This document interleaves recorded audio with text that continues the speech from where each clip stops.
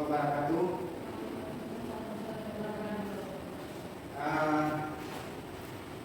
Pada pertemuan kita kali ini dalam mata kuliah perilaku organisasi, kita akan membahas yang namanya judul materinya sekarang adalah motivasi kerja. Ya, motivasi kerja.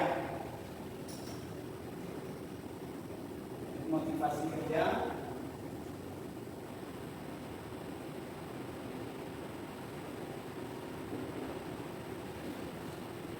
Ya,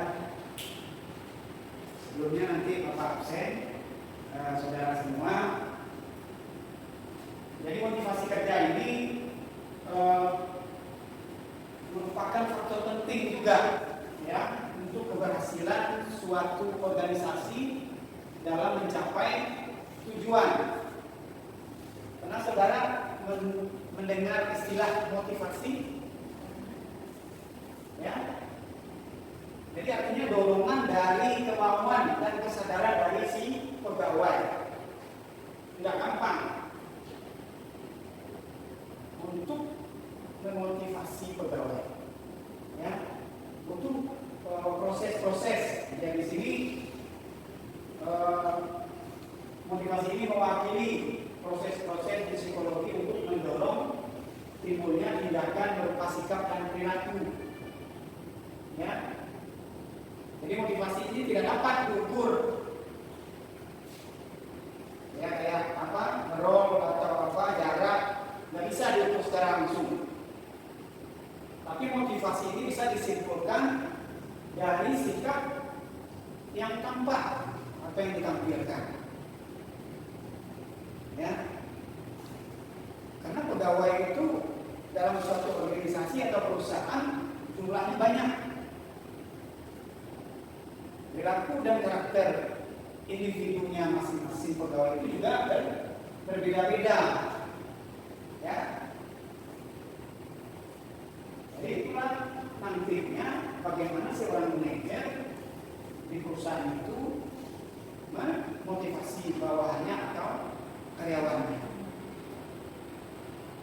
Ya, dalam perilaku organisasi ini memang khusus membahas bagaimana di internal perusahaan atau organisasi yang menyangkut individunya atau orang-orang yang ada di dalam organisasi tersebut. Baik, kita coba mengambil pengertian dari motivasi itu sendiri. Ya, asal katanya berasal dari kata Latin yaitu move. Ya, movere tulisannya. Tapi dalam hal ada yang menyangkut seperti move on. Jadi berarti di sini movere ini artinya dorongan, ya, daya penggerak atau kekuatan yang menyebabkan suatu tindakan atau perbuatan. Sehingga pegawai bekerja punya motif, ya. Jadi pada umumnya motif utama pegawai itu untuk mencari penghasilan. Jadi mereka bekerja untuk mencari penghasilan, mengembangkan potensi diri, kemudian aktualisasi serta kebutuhan akan penghargaan. Ya, para karyawan atau para pekerja memang katanya mereka bekerja itu termotivasi demi sebuah penghasilan. Gimana kira-kira menurut saudara? Bekerja itu memang untuk sebuah penghasilan, menggapai atau meningkatkan penghasilan. Setuju nggak saudara seperti itu? Asumsi atau pendapatnya, atau dari sebagian pegawai mereka termotivasi bekerja kalau ada imbalannya.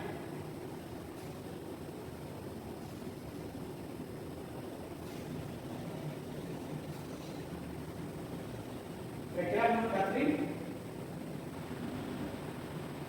pegawai termotivasi Apakah demi sebuah penghasilan? Kalau menurut Katrin gimana? Iya Pak. Ya, ya.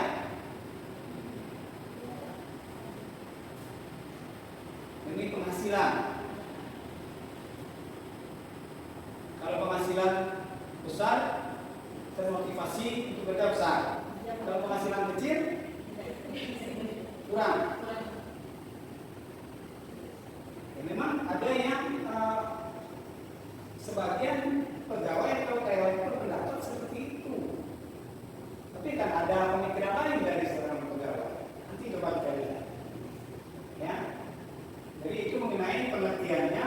Selanjutnya, ya ada pandangan tentang motivasi, berbagai teori-teori, ada yang model tradisional, ya, seperti yang dikemukakan oleh Frederick Taylor. Kemudian ada teori produktivitas, kemudian ada pendekatan-pendekatan, ya, kemudian pemutusan hubungan kerja sudah merupakan suatu kebiasaan dan para pekerja akan mencari jaminan daripada hanya kenaikan upah kecil dan sementara. Ya, itu pandangan-pandangan tentang motivasi bisa saudara baca nanti di bukunya. Kemudian ini akan Bapak sampaikan secara ringkas saja. Ya, model hubungan manusiawi, ya, ada Dr. Mayo dan para peneliti. Hubungan manusiawi itu lainnya menunjukkan bahwa kontak-kontak sosial karyawan pada pekerjaannya itu penting. Ya, kebosanan dan tugas yang rutin merupakan pengurang dari motivasi. Jadi berpengaruh nih kalau seorang pegawai itu tingkat kejenuhan dan kebosanannya berpengaruh ke motivasi. Ya. Kemudian juga karyawan itu perlu dipenuhi kebutuhan-kebutuhannya. Jadi membuat mereka berguna penting dalam organisasi. Kemudian kebebasan dalam berpendapat atau ide-ide yang ada di kepala para karyawan itu perlu ditanggapi, perlu diperhatikan. Ya, kemudian lebih banyak informasi yang disediakan untuk karyawan tentang perhatian manajer dan operasi organisasi.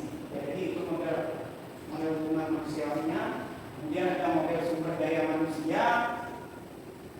Ya. Jadi di sini menurut Gregor Maslow mengkritik model hubungan manusiawi bahwa seseorang bawahan tidak hanya dimotivasi dengan memberikan uang atau keinginan untuk mencapai kekuasaan, tapi juga kebutuhan untuk berprestasi dan memperoleh pekerjaan yang berarti.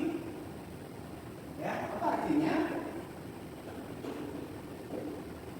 Dari pendapat ini, jadi tidak saja dimotivasi dengan uang saja. Artinya lebih menyukai pemenuhan kepuasan dari prestasi kerja. Ya. Jadi tidak semata-mata karena uang dia termotivasi. Ya, tetapi diapresiasi atau atas prestasi-prestasinya, ya, berupa pemenuhan kepuasan karyawan atau pegawai. Ya, itu menurut Gregor dan Maslow. Kemudian apa sumber dari motivasi? Ya, jadi sumber dari motivasi itu ada motivasi intrinsik, artinya timbul dari dalam diri si pegawai itu sendiri. Ya, seperti dari minat dan sikapnya. Kemudian dari luar atau motivasi ekstrinsik, ketika muncul rangsangan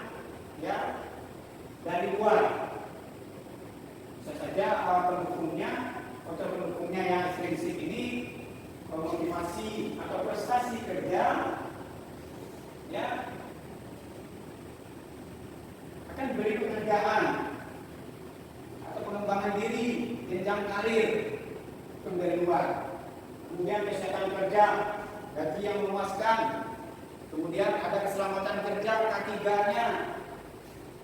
Ya, pernah dengar istilah K3? Di perusahaan, misalnya perusahaan besar harus ada K3.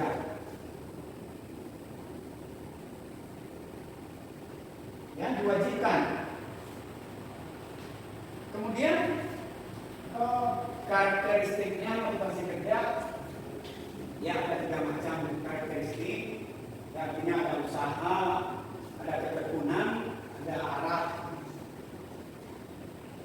Itu karakteristiknya. Ya, yang ketiganya ini harus sejalan. Usaha itu kekuatan, kemudian ketekunan, kemudian mengarah ke pada kualitas kerja.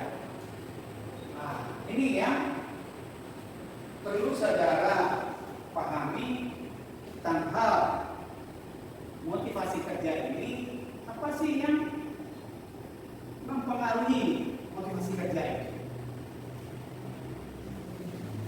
Nah, apa yang mempengaruhi motivasi kerja? Jadi di sini ada beberapa faktor yang mempengaruhi motivasi kerja.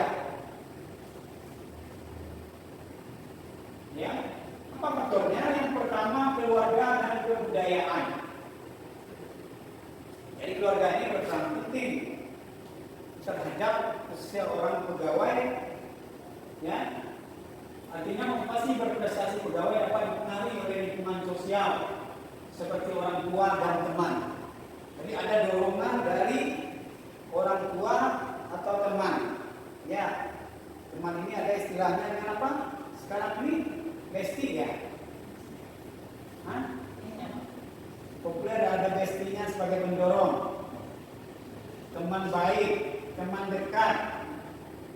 Ya. Jadi itu mempengaruhi diri seorang pegawai. Menambah semangat bekerja. Ya, karena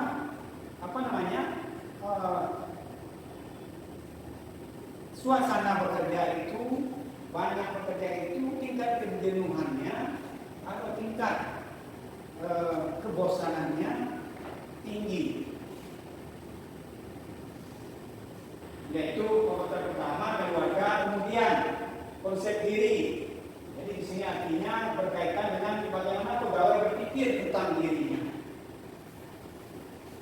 Ya, jika pegawai percaya bahwa dirinya mampu untuk melakukan sesuatu, maka pegawai tersebut akan termotivasi.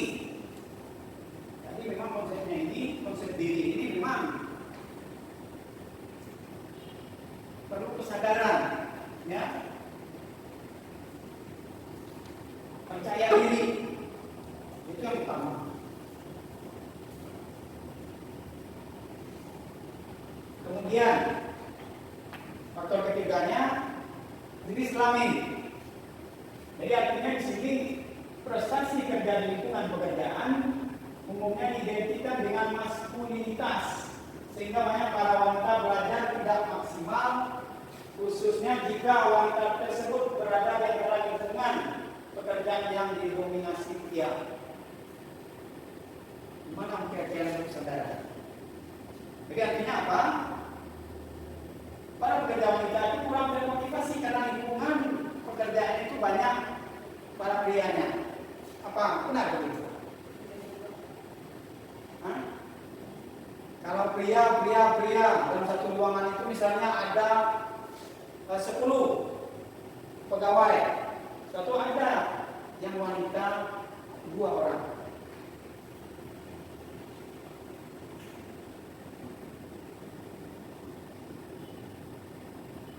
Ataukah karena para wanita gengsi mau nanya atau ingin bertanya ke para pria, sehingga mereka tidak mau mengembangkan potensi diri mereka karena lingkungannya laki-laki semua. Atau begitu juga sebaliknya, para wanitanya banyak, laki-lakinya sedikit. Ya, jadi jenis kelamin itu juga mengaruhi dia maskulinitas. Jadi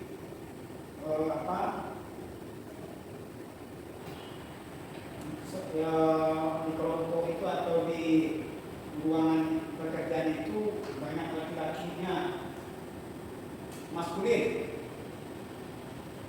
Jadi kalau maskulin ini lawannya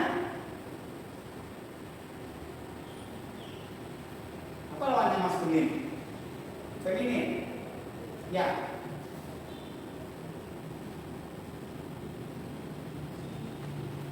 Baik, kemudian faktor pengakuan dan prestasi.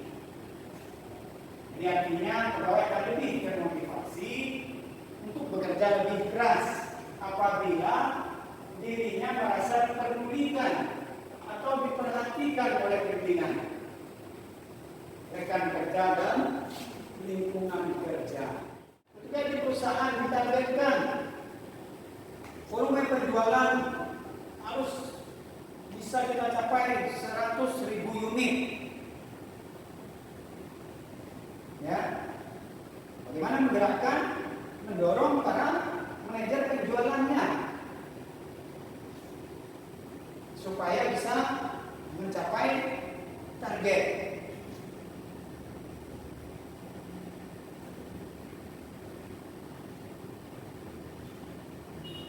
Jadi itu merupakan suatu cita-cita atau aspirasi yang mempengaruhi motivasi pegawai. Ya. Kemudian ada kemampuan belajar. Kemampuan belajar ini berkaitan dengan karir seorang pegawai atau karyawan. Ya, artinya kemampuan mengikuti beberapa aspek psikis yang terdapat dalam diri pegawai, misalnya pengamatan atau perhatian, pengataan gaya pikir dan fantasi. Jadi kemampuan belajar yang tinggi akan meningkatkan kesuksesan dan motivasinya. Nah, mungkin kemampuan belajarnya kuat menunjukkan atau menurunkan motivasinya.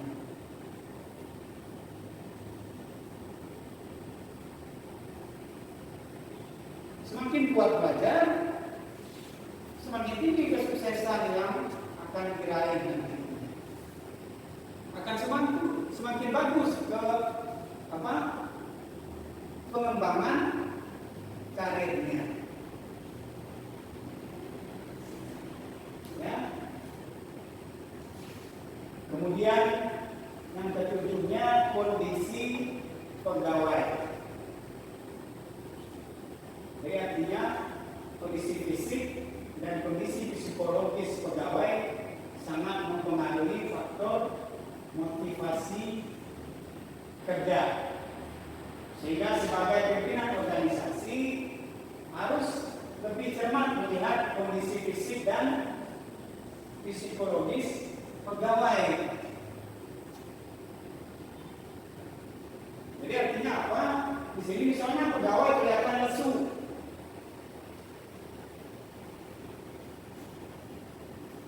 atau mungkin ngantuk. Jadi harus cari tahu bagaimana atau kenapa si pegawai lesu atau ngantuk. Apa yang menyebabkan mereka ngantuk?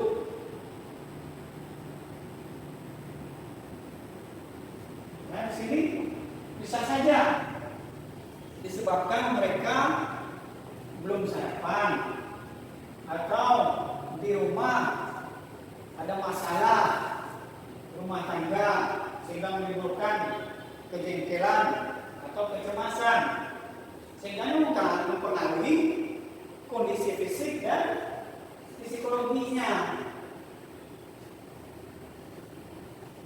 Ya kan, tak semuanya pegawai itu dalam keadaan fresh, pasti mengalami gangguan-gangguan di saat akan mau kerja. Ya. Ya seperti faktor tadi, bisa saja tidurnya semalam begadang, atau sarapan lupa sarapan karena telat bangun, akhirnya ngantuk. Jadi itu harus dimonitor oleh pimpinan organisasi, ya istilahnya atasan lah. Apa nih? Itu akan mempengaruhi hasil kerja dari seorang pegawai atau karyawan. Ya, akan mempengaruhi. Ya bisa saja mengurangi kebaikan, menghilangkan motivasi kerja pegawai. Drop dia. Apa yang dikerjain salah menurut. Apa yang diinstruksikan enggak mereka jalankan. Malas.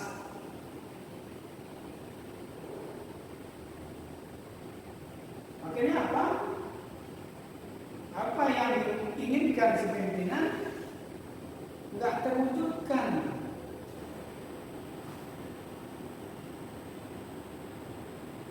Ya setiap pegawai itu sudah pasti ada masalah, baik masalah internal maupun eksternal. Kalau orang ngantuk disuruh gimana? Atau orang yang lagi banyak masalah gimana? Orang lesu. Ya jadi pimpinan itu harus memonitor dan mengadakan pendekatan secara psikologis. Ada apa dengan saudara? Ada apa dengan Anda? Karena pimpinan ini juga sudah familiar juga melihat keadaan pegawai ini. Sudah pegawai yang banyak masalah, malah dimarahin. Ya, akhirnya timbul konflik. Bukan menyelesaikan masalah, menjadi nambah masalah. Apalagi pimpinan itu orangnya temperamental pula. Ya kan?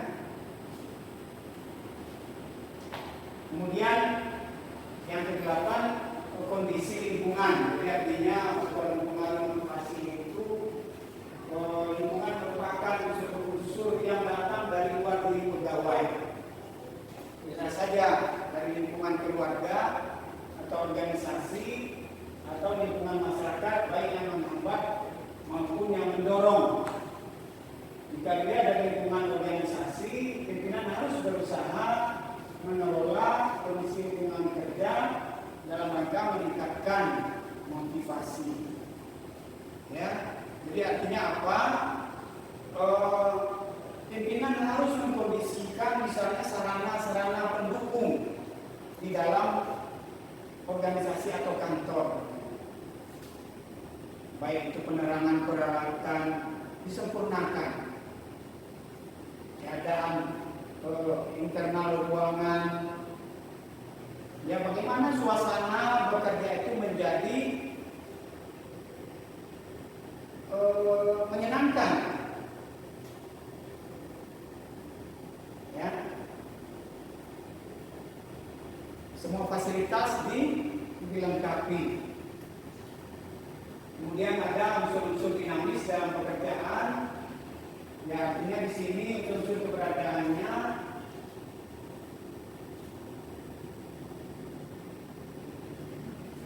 dalam proses pekerjaan tidak stabil, kadang kuat, kadang lemah, bahkan hilang sama sekali. Ya, khususnya kondisi yang sifatnya kondisional. Ya, kembali kepada keadaan emosi pegawai. Ya, gairah belajar dan situasi dalam keluarga. Kemudian yang faktor yang ke-10, upaya pimpinan memotivasi pegawai. Artinya bagaimana mempersiapkan strategi ya untuk supaya terpacu motivasinya. Ya. Jadi berperan penting sekali itu. Ya, jadi itu ada 10 faktor yang mempengaruhi motivasi kerja. Ya, jadi sehubungan dengan motivasi ini dapat disimpulkan ya tinggi. Dengan semakin tinggi motivasi kerja para pegawai dengan mempertimbangkan faktor-faktor yang mempengaruhi sehingganya bisa mencapai tujuan dari perusahaan atau organisasi. Ya, jadi tujuan perusahaan itu tercapai tergantung dari apa? Tergantung dari motivasi pegawai tersebut salah satunya. Ya, paham saudara? Apa yang Bapak paparkan? Ya, kalau kurang jelas silakan ditanyakan.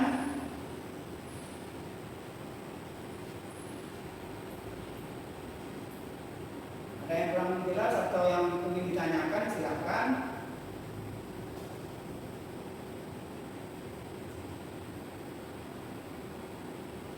Ya, kalau tidak ada, kita akhiri dulu pertemuan kita hari ini. Ya, Bapak akhiri dengan Assalamualaikum